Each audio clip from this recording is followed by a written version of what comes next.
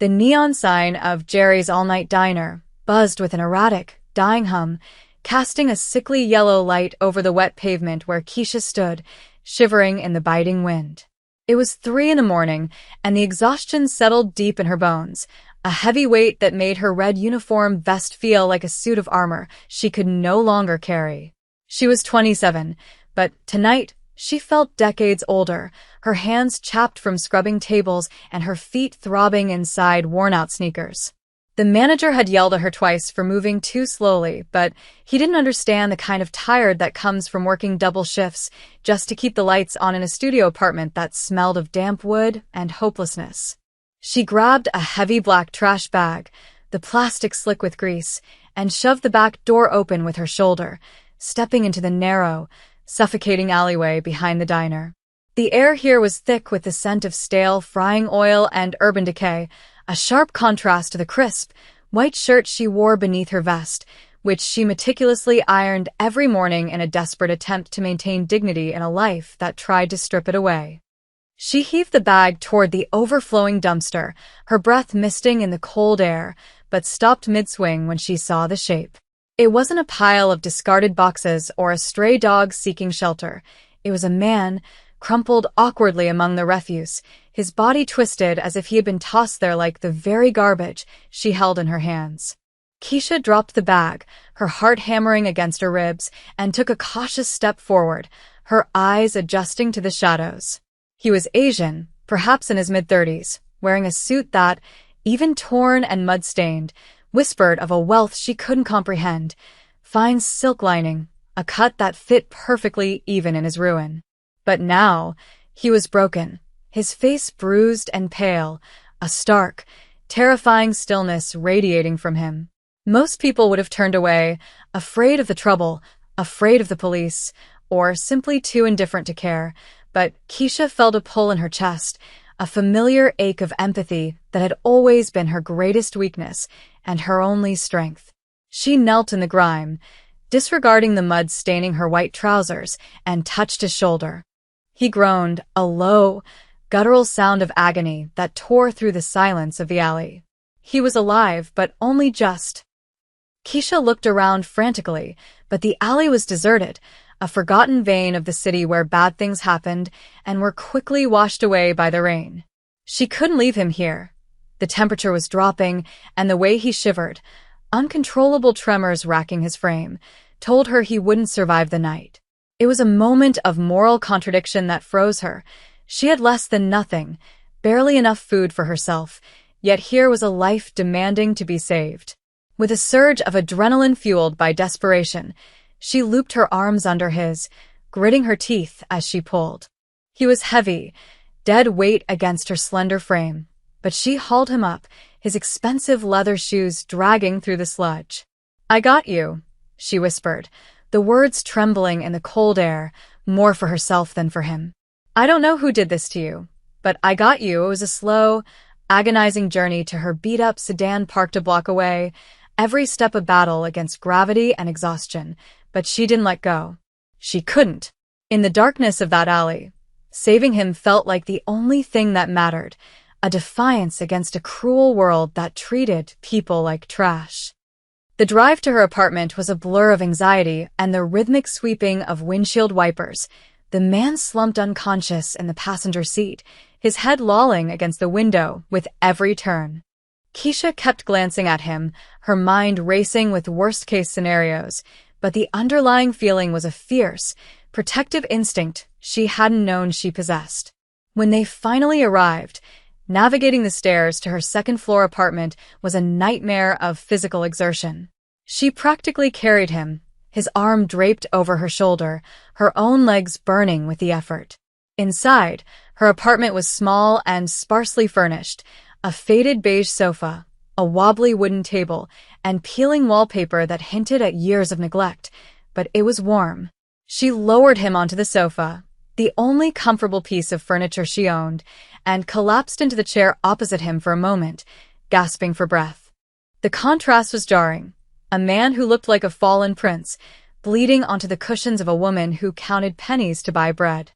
She fetched a bowl of warm water and a clean washcloth, her hands steady now that the immediate physical struggle was over. Kneeling beside the sofa, she began to gently clean the grime and dried blood from his face. Beneath the bruises, his features were striking, sharp cheekbones, a strong jawline, and jet-black hair that fell over his forehead. He was handsome, undeniably so, but it was the vulnerability in his unconscious state that struck her most. He flinched slightly as the cloth grazed a cut on his temple, and she pulled back, murmuring soft apologies. "It's okay," she soothed, her voice a low hum in the quiet room. "You're safe now." She unbuttoned his ruined jacket, revealing a dress shirt that had once been pristine white, now stained dark with mud and blood. As she worked, she noticed the lack of a wallet or phone. Whoever had done this had stripped him of his identity, leaving him with nothing but the clothes on his back. It was a terrifying thought, but it also leveled the playing field between them. In this room, he wasn't a stranger from a different world. He was just a human being in pain, and she was the only one there to witness it. Keisha spent the next hour tending to him with a tenderness that defied the harshness of her own life. She used her small first aid kit, applying antiseptic to his cuts and bandaging the worst of them. She covered him with her thickest quilt, a patchwork of colors that looked bright and chaotic against his somber suit. The intimacy of the act, caring for a stranger's body, touching his skin, ensuring his comfort, created a silent, invisible thread between them. She sat on the floor beside the sofa, watching the rise and fall of his chest, exhaustion finally overtaking her adrenaline. She didn't know his name, didn't know if he was a criminal or a saint, but looking at his face, smoothed now in sleep, she felt a strange sense of purpose. Her life had been a series of closed doors and missed opportunities, a linear path of struggle, but tonight, the script had changed. She fell asleep with her head resting on the edge of the sofa, her hand hovering near his, a silent guardian in the dim light of the city. Sunlight filtered through the thin curtains, dust motes dancing in the pale morning beams, when the man finally stirred. It wasn't a sudden awakening, but a slow, painful return to consciousness. Keisha was already awake, sitting at her small kitchen table with a mug of cheap coffee, watching him. She saw his eyes flutter open, dark, deep eyes that immediately darted around the room in confusion and panic.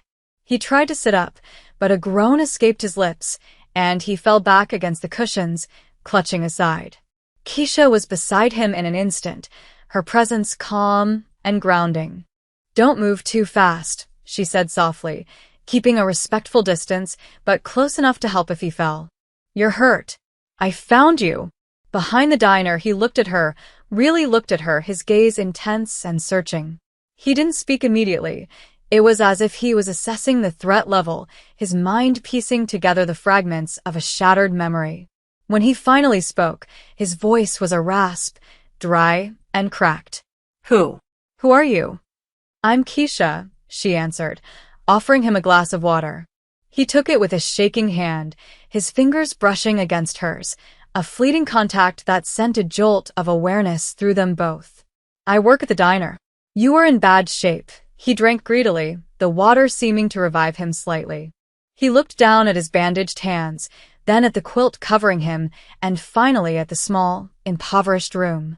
It was a world away from the penthouses and boardrooms he was used to, though he said nothing of that.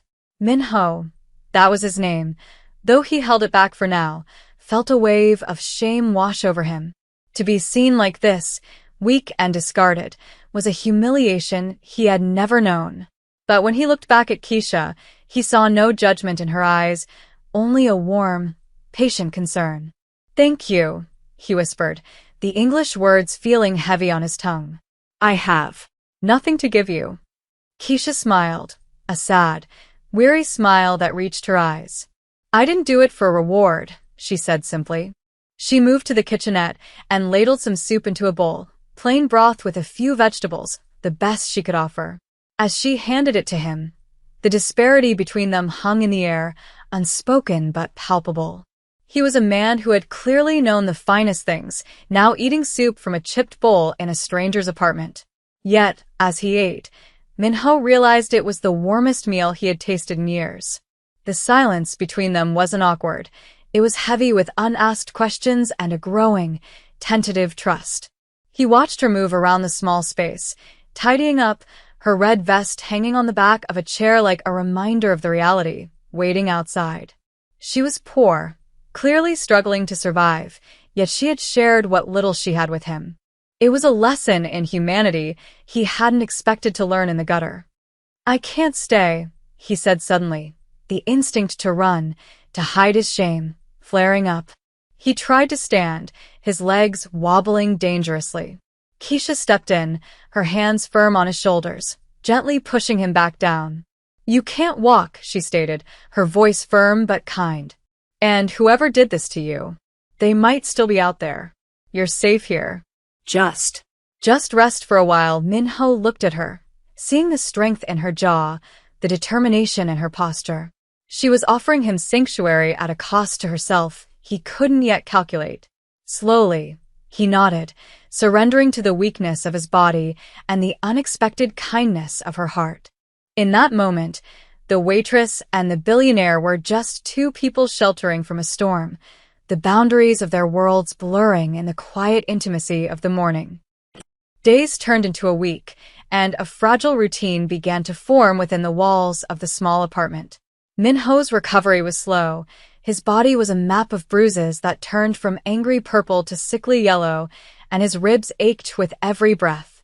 He spent the days lying on the sofa or sitting by the window, watching the world below, a world of gray concrete and rushing people that seemed so distant from the stillness of Keisha's home. He learned the rhythm of her life, the way she woke before dawn, the sound of the shower running, the smell of burnt toast because the toaster was broken, and the heavy sigh she released when she returned late at night, smelling of grease and fatigue. He saw the stack of bills on the kitchen counter growing higher, the red envelopes that signaled urgency and debt. It gnawed him. He, who could buy this entire building with a signature, was now a burden on a woman who could barely feed herself. He hadn't told her who he was, the heir to the Han conglomerate, the man betrayed by his own brother and left for dead. To speak it aloud felt like inviting the danger into her home, and perhaps a part of him enjoyed being just Min, a man without a title, seen only for who he was in the moment.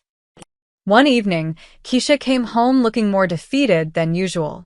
Her shoulders were slumped, and the light in her eyes had dimmed. She didn't say anything, just kicked off her shoes and sat at the table, burying her face in her hands. Minho, who had been practicing walking around the room to regain his strength, moved toward her. He moved silently, his expensive instincts for reading people shifting from boardroom negotiations to emotional observation. "Keisha," he said softly. She looked up, startled, and quickly wiped a tear from her cheek. "I'm fine," she lied, her voice thick. "Just a long shift. The landlord. He wants the rent by Friday, or I'm out." The admission hung in the air, a brutal reality check. Minho felt a surge of impotent rage, not at the landlord, but at his own helplessness. He had no access to his accounts, no phone, no way to contact his loyalists without alerting his enemies. "I will pay you back," he said, his voice intense, his eyes locking onto hers. "Every cent. I promise you." Keisha managed a weak chuckle, shaking her head. "You don't have a cent, Min. And that's okay. We'll figure it out." "I always do." She stood up and walked over to the fridge, pulling out the last of the eggs. "How about an omelet?" It's gourmet night, her attempt at humor, her refusal to break down or blame him for the extra mouth to feed, pierced through his defenses. He walked over to her, reaching out to take the carton from her hands. "Let me," he said. "I can cook." She looked surprised but yielded. They stood side by side in the tiny kitchenette, their elbows brushing. He whisked the eggs with a precision that betrayed his upbringing, while she toasted the bread. It was a domestic scene that felt incredibly foreign, yet deeply right to him. As they ate, the tension of the looming eviction faded into the background, replaced by a quiet companionship. Minho found himself telling her small fragments of his life, not the wealth, but the loneliness. He spoke of a cold childhood, of a house that was a museum rather than a home. Keisha listened, her eyes warm and understanding, absorbing his pain as if it were her own. Sounds like we both grew up hungry, she said thoughtfully. Just for different things that night, as Keisha prepared her makeshift bed on the floor. Having insisted he keep the sofa until he was fully healed, Min-ho made a silent vow. He watched her from the darkness, the moonlight tracing the curve of her cheek. He would not let her fall. He would reclaim his throne, not for power, not for revenge, but to lay the world at the feet of the woman who had saved him when he was nothing but trash in an alleyway. The emotional peak of their confinement came on a night of torrential rain, the kind of storm that rattled the window panes and made the world feel small and enclosed. The thunder was a constant, rolling growl, echoing the tension that had been building between them. Keisha was pacing the room, the stress of the impending eviction deadline finally cracking her composure. I don't know what to do, she whispered, her voice tight with panic. I've picked up 3 extra shifts, but it's not enough. If I lose this place, she trailed off, unable to voice the fear of homelessness that had shadowed her entire life. Min-ho sat on the edge of the sofa, his healing ribs aching in the damp weather. He couldn't watch this anymore. He couldn't watch her drown while he sat dry on the shore. He stood up, ignoring the pain, and crossed the room to intercept her path. Keisha, he said, his voice commanding in a way she hadn't heard before. He reached out and took both her hands in his. His grip was firm, his skin warm against hers. She stopped pacing and looked up at him, her eyes wide and brimming with unshed tears. The distance between them vanished. In the dim light of the apartment, with the storm raging outside, they were the only 2 people in existence. Look at me, he urged gently. You are not going to lose this place. I won't let that happen, she searched his face, confused by the certainty in his tone. How can you stop it, Min? She stopped herself, not wanting to hurt him, but he finished the sentence for her. I am a man who owes you his life. Do you trust me? The question hung heavy in the air, charged with an energy that was no longer just gratitude. It was attraction, deep and magnetic. Keisha felt her heart rate spike, the warmth of his hands traveling up her arms. She saw the strength returning to him, a glimpse of the powerful man he must have been before the fall. I trust you, she whispered, and she realized it was true. Despite the absurdity of the situation, despite his lack of resources, she believed him. Min-ho raised one hand to cup her face, his thumb brushing away a stray tear. The gesture was incredibly tender, a silent confession of the feelings he had been harboring. He leaned in, his forehead resting against hers, closing his eyes as he breathed in her scent, soap and rain and resilience. I need to make a call, he said quietly, pulling back just enough to look into her eyes. It is dangerous, but it is time. Keisha didn't ask for details. She understood that the period of hiding was over. The safety of the cocoon they had built was shattering, forced open by necessity. But in that moment, the fear was secondary to the connection vibrating between them. She placed her hand over his, pressing it closer to her cheek. Okay, she said, her voice steady now. Whatever you need to do. I'm with you. It was a pact, sealed not with a contract but with a touch. As the thunder crashed overhead, Min-ho knew that walking out that door to reclaim his identity was the only way to save her, even if it meant risking the very life she had given back to him. The romance that had been a slow ember was now a flame, and it would either light their way out of the darkness or burn them both to ash. The air in the apartment had shifted, charged with the electric hum of a decision that could not be unmade. Min-ho held Keisha's gaze for a long moment, his eyes conveying a depth of gratitude and intensity that made her breath hitch in her throat. He borrowed her cracked smartphone, his fingers moving with a dexterity and purpose that seemed at odds with the battered man she had nursed back to health.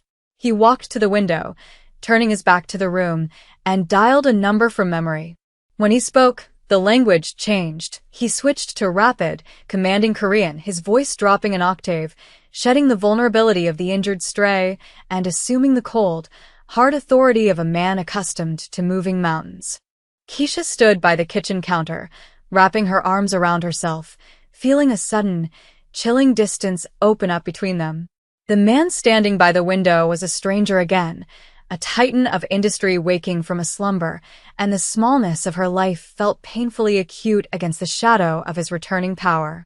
She watched the rigid set of his shoulders, the way his hand clenched into a fist against the sill, and she realized that the quiet domesticity they had shared was dissolving like sugar in hot water. When the call ended, Minho stood silent for a long time, staring out at the rain-slicked streets where his destiny was rushing to meet him. He turned back to her slowly, and the mask of the ruthless executive slipped, revealing the man who had cooked eggs in her tiny kitchen. He crossed the room in 3 long strides, closing the physical gap that the phone call had created. "It is done," he said, his voice rough with emotion. "My team. They thought I was dead. They are coming," Keisha nodded, unable to speak, fighting the sting of tears. She felt foolish for the hope she had nurtured, the silly fantasy that they could stay in this bubble forever. "So you go back to your castle," she whispered, a sad smile tugging at her lips. "And I go back to double shifts." It wasn't an accusation, just a statement of fact, a resignation to the natural order of their disparate worlds. Minho's expression darkened, pained by her resignation. He reached out, his hands framing her face, his thumbs tracing the line of her jaw with a reverence that made her knees weak. "No," he said fiercely. "Do not say that. You are the only reason I am breathing. Do you think I would leave you behind?" The raw honesty in his eyes stripped away her defenses. The romance that had been a quiet undercurrent exploded to the surface. He leaned down, his forehead resting against hers, breathing in her presence as if it were the only oxygen in the room. "I have to go alone at first," he admitted, the words pained, "to secure my position, to make sure it is safe. But I will come back. I swear it on my life, Keisha. I will come back for you." It was a promise made in the dim light of poverty, but it carried the weight of a vow. He kissed her then, not tentatively as he might have before, but with a desperate, claiming hunger. It was a kiss of farewell and a kiss of promise, tasting of rain and longing, sealing a bond that defied the logic of their circumstances. For a few precious seconds, the billionaire and the waitress were simply a man and a woman clinging to each other in the face of an uncertain storm. The arrival of Minho's extraction team was a spectacle that shattered the quiet anonymity of Keisha's neighborhood. It wasn't just a car, it was a convoy of 3 sleek, armored black SUVs that prowled down the narrow street like apex predators entering a grazing field. The flashing lights were silent, but the presence was deafening. Neighbors peeked through blinds, and the ambient noise of the city seemed to hush in reverence to such blatant displays of power. Keisha stood at the door of her apartment building, shivering in the cold night air, watching as men in dark suits spilled out of the vehicles with military precision. They formed a perimeter, their earpieces and stony expressions signaling a level of danger she had only seen in movies. Minho stood beside her, his posture transformed. He stood taller, despite his healing injuries, radiating an aura of command that made the security detail bow their heads in respect. A man with graying hair and a sharp, worried face rushed forward, Director Park, his most loyal confidant. He bowed low, speaking rapidly in Korean, his relief palpable even to Keisha. He handed Minho a long overcoat, heavy wool that cost more than Keisha made in a year, and draped it over his shoulders. The transformation was complete. The man in the tattered clothes was gone, replaced by Chairman Han. Keisha took a step back, the physical manifestation of his wealth acting like a barrier pushing her away. She wrapped her thin cardigan tighter around herself, feeling suddenly exposed and incredibly small. This was his world. She was just a footnote in his survival story. She expected him to walk away, to get into the safety of the armored car and drive off into a life she couldn't comprehend. But Minho stopped. He ignored the urgent gestures of his security team, ignored the open door of the waiting vehicle, and turned back to her. He saw the retreat in her eyes, the way she was already erasing herself from the narrative to save herself the pain of abandonment. He walked back to her, breaking the security perimeter, causing his guards to tense nervously. He stopped inches from her, oblivious to the rain beginning to spot the pavement again. Keisha, he said, his voice cutting through the noise of the idling engines. He took her cold hands in his, chafing them to bring back warmth. This isn't goodbye. This is the intermission. He reached into the pocket of the coat he had just been given and pulled out a sleek, black titanium card. No numbers, just a chip and a signature. He pressed it into her palm, closing her fingers over it. If you need anything at all before I return. But I will be fast. Go, she whispered, her heart breaking and swelling all at once. Go take back what's yours. He looked at her one last time, imprinting her face into his mind as his motivation for the war he was about to wage in the boardroom. He leaned in, whispering in her ear so only she could hear, "You are what is mine." He pulled away, turned, and walked into the waiting convoy. The door slammed shut with a heavy thud of finality. As the cars peeled away, disappearing into the wet city night, Keisha stood alone on the curb, the mysterious black card heavy in her hand, the ghost of his warmth still lingering on her skin. She was back in the silence, but the silence was different now. It was filled with a terrifying, fragile hope. 3 days passed in a blur of anxiety and silence. Keisha went back to the diner, moving through her shifts like a ghost. The card Minho had given her sat on her dresser, untouched. She was too proud, too afraid to use it, fearing that if she did, it would transactionalize what they had shared. She wanted him, not his money. But the world was not kind to pride. The landlord, a greasy man named Mr. Henderson who smelled of stale cigars and cruelty, came knocking on Friday morning. He didn't care about her extra shifts or her pleas. He stood in her doorway, blocking the light, a sneer on his face as he looked past her at the sparse apartment. "Time's up, Keisha," he spat.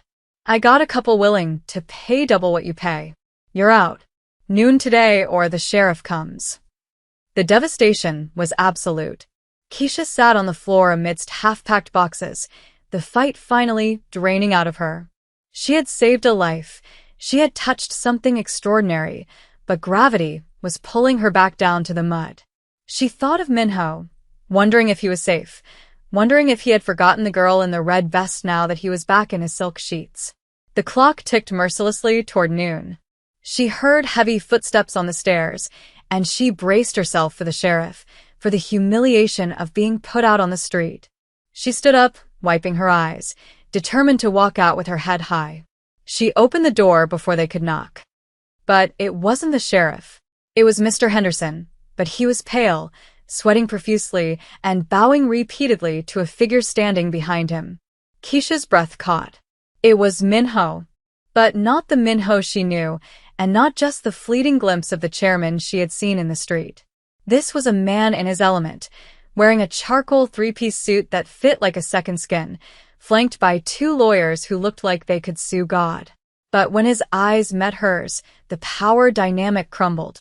He pushed past the trembling landlord as if the man were made of smoke and stepped into the apartment. The look on his face was one of pure devastation that he hadn't been there sooner. "I told you," he said, his voice thick with emotion, ignoring the stunned audience in the hallway. "I told you I wouldn't let you lose this place." "Min," she breathed, the name feeling inadequate for the figure before her. He reached her in a second, pulling her into his arms, burying his face in her neck. He was shaking slightly. "I'm sorry," he murmured against her skin. "I was delayed. The board. It was a fight. I came as soon as I could." He pulled back and looked at the landlord, his expression shifting from lover to executioner. "Mr. Henderson," Minho said, his voice dangerously calm. "You are evicting the woman who saved my life?" The landlord stammered, his eyes bulging as he realized who stood before him. The face that had been splashed across every news channel for the last 48 hours as the resurrected heir. I didn't know, sir." Minho cut him off with a sharp gesture. "Get out. And send the deed to my lawyers. I'm buying the building."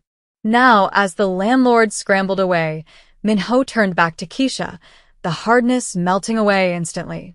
"Pack a bag," he said softly, brushing a curl from her forehead. "Not because you have to leave, but because I cannot spend another night away from you." The transition from the cramped studio apartment to Minho's world was a sensory overload that Keisha struggled to process. His estate was a sprawling sanctuary of glass and stone overlooking the city skyline, a fortress of solitude and wealth. But what struck Keisha wasn't the opulence, the heated floors, the art on the walls, the staff who moved like shadows, but the way Minho navigated it with her.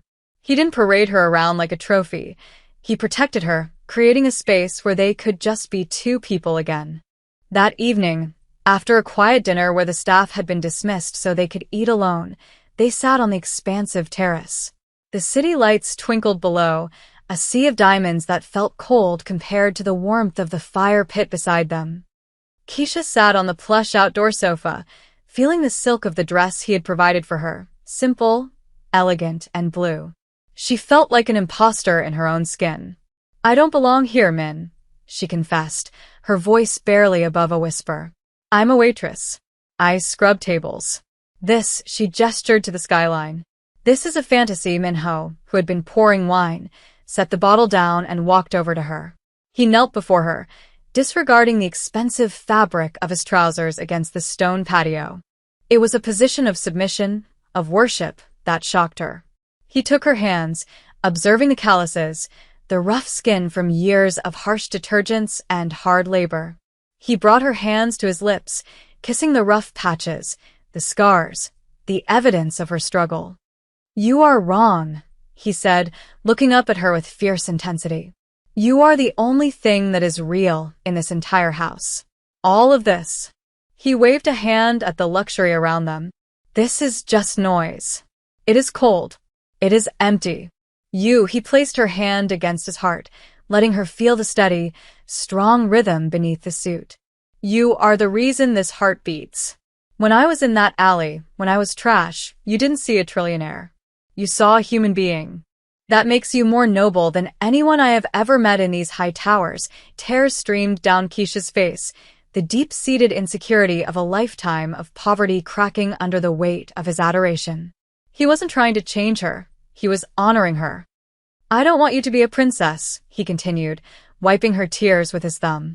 "I want you to be my partner. My conscience. I need you to keep me human, Keisha. Because without you, I am just a suit in an empty room."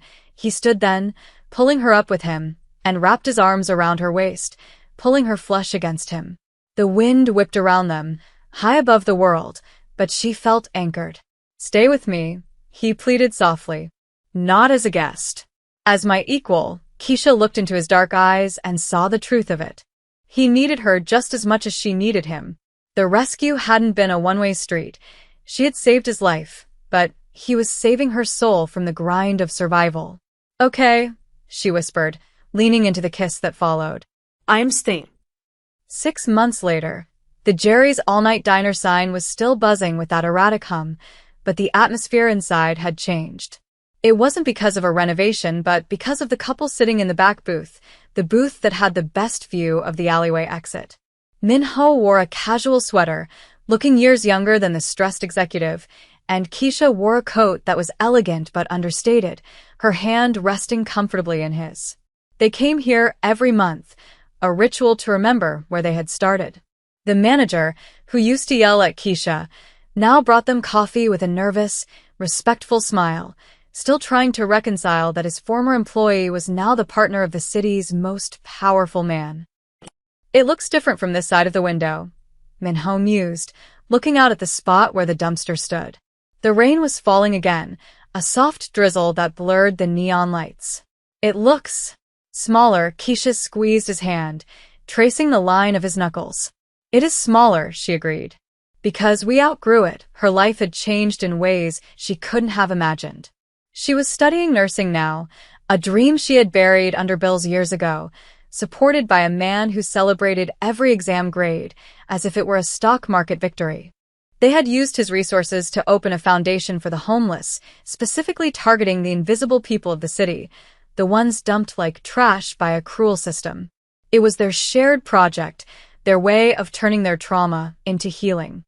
"I was thinking," Minho said, turning his gaze from the window to her face.